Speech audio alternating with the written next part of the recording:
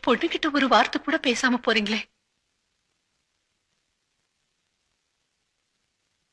நீங்க போனதுக்கு அப்புறம் அவ குப்புறி அழுகிறத பாக்குற சக்தி எனக்கு இல்ல. அவளுக்கு கல்யாணம் இல்லையா? ஒரு நல்ல வார்த்தை சொல்லி அவளை மனசார ஆசீர்வாதம் பண்ணிட்டு போக கூடாதா?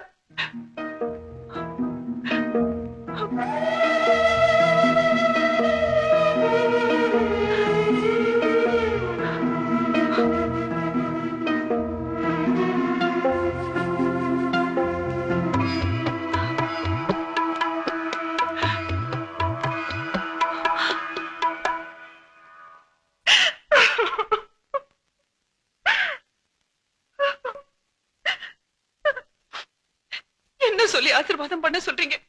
எப்படி ஆசீர்வாதம் பண்ண சொல்றீங்க? இவ எங்க வீட்டு பொண்ணுங்க, என் மருமக. காலமெல்லாம் கண்ணு